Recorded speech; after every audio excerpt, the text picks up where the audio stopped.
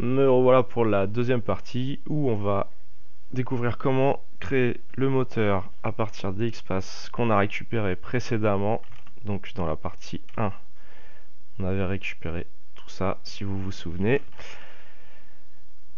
Et on va à partir de ça créer le moteur dans RDDZ Scrapper. Donc pour ça, on va dans l'onglet mode expert. Donc le mode expert vous permet de créer vos propres moteurs. Donc là, ce qu'on va faire, on va en ajouter un nouveau. On va l'appeler Google. On va mettre URL plus title plus description. Voilà. L'URL complète du moteur de recherche. Donc je retourne sur Firefox. Je prends l'URL, je la colle ici. Donc là, pour ceux qui souhaitent aller un petit peu plus loin, pizza, c'est la query que j'ai tapée. Je pourrais très bien la rentrer ici dans le footprint. Donc si je veux faire ça, pour pas modifier mon moteur à chaque fois, footprint, voilà. Ça, c'est la variable RDDZ Scrapper en fait qui remplace, enfin qui prendra pour valeur ce que vous rentrerez dans le footprint. Ensuite, le XPath du contenu à scraper. Donc là, c'est tout ce qu'on a récupéré avant. Comme je vous l'ai dit à la fin de la première partie, on voudrait mettre en forme ces éléments pour pouvoir les exploiter dans un tableur. Donc pour ça, on va utiliser une fonction de XPath 2.0 qui n'existe pas dans la 1. C'est la fonction stringJoin. Donc on regarde comment elle fonctionne. Là, vous avez des exemples. C'est sur le site du W3C School, pardon. Donc on lui passe en paramètre dans les premières parenthèses, en fait, on va lui donner les éléments qu'on souhaite joindre. Et le deuxième argument là qui se trouve là, c'est ce qu'on appelle le glue, c'est ce qui est le séparateur ou ce qui permet de joindre les éléments entre eux. Donc on retourne dans notre document texte où on avait récupéré tous les XPath. Donc ici, pourquoi je vous avais dit de noter quelque part le node route de où on va partir nous pour récupérer nos éléments. C'est parce que tout simplement on va pouvoir s'en servir pour utiliser string join ici là. On aura juste à rajouter, enfin ici string join avec tous les éléments qui nous intéressent après. Donc je vous montre déjà, on récupère cet élément là, on le met ici, voilà. Et on rajoute /string join. Donc on a vu qu'il y avait une parenthèse globale, ensuite les deux parenthèses là qui vont nous servir à entrer l'espace qu'on souhaite coller, et le deuxième argument qui est le séparateur. Donc là, ce que j'ai fait, je vous réexplique. J'ai dit qu'on voulait l'exporter en CSV.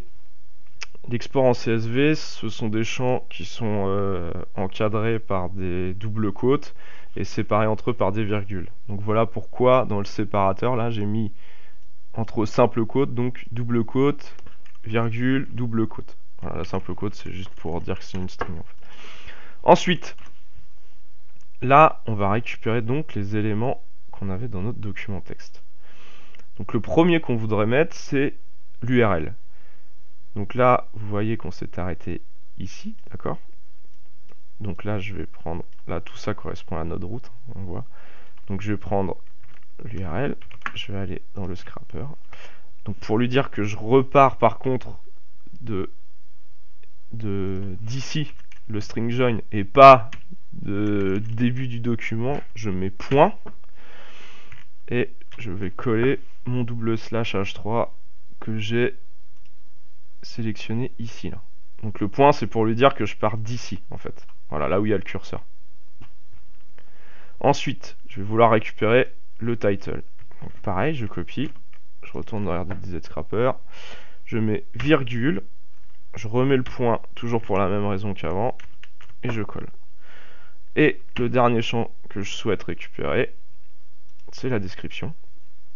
Donc je récupère, hop,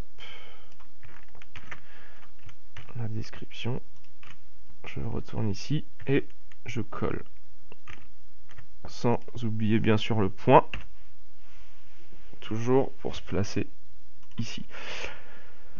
Voilà, donc là, logiquement, j'ai toutes les infos dont j'ai besoin. Je vais donc sauver le moteur. Hop. Je vais le sélectionner ici, dans la liste des moteurs. Je vais aller sur le scrap et je vais rentrer pizza. Et je vais lancer mon scrap.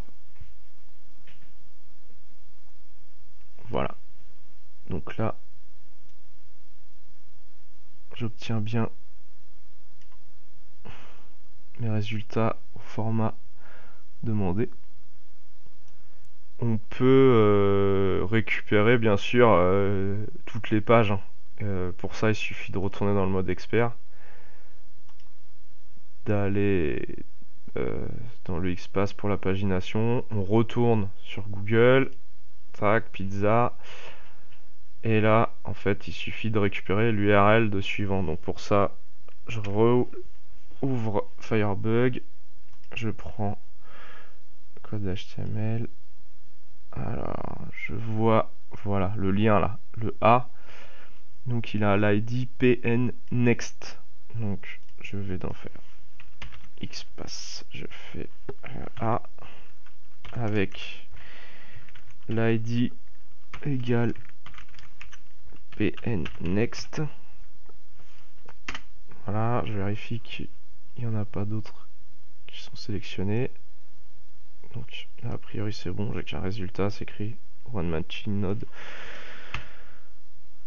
Et on récupère le href puisque c'est ça qui va nous permettre d'aller à la page suivante. Hop, on copie, on va dans RDDZ Scrapper, on met dans la pagination, on fait mettre à jour, voilà, et là on relance le scrap.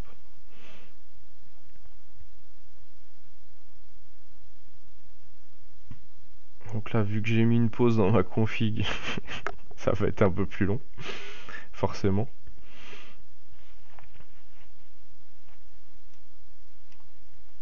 Bon, je vais m'arrêter là, hein, on va pas tous les faire. Voilà, donc là, j'ai 37 résultats près des dupes. Cette URL là, on s'en fiche. Et ce que je vais faire, je vais donc exporter mes résultats. Donc je vais cliquer sur URL. Là, je vous montre ce qu'il faut sélectionner. Donc je vais aller dans Samples, je vais l'appeler Google. Et surtout, ce que vous n'oubliez pas de faire, c'est de le mettre au format CSV si vous voulez l'utiliser dans un tableur. Voilà, et j'enregistre. Voilà. Donc pour vous montrer que ça a fonctionné, je vais aller dans LibreOffice, je vais ouvrir donc dans Sample le google.csv qu'on vient d'exporter. Voilà, donc le séparateur, la virgule, et les champs sont encadrés par double quote. Ok. Voilà, donc la première, vous pouvez la supprimer puisqu'il s'agit des noms. Là, vous avez URL, je vous montre. Hein, il s'agit du nom des colonnes. Donc là, en l'occurrence, on n'en a absolument pas besoin. Voilà. Et donc, vous vous retrouvez avec vos URL, les titles et les descriptions. Voilà, c'était tout pour aujourd'hui. Merci de m'avoir suivi et à bientôt pour un prochain tuto. Allez, ciao, ciao!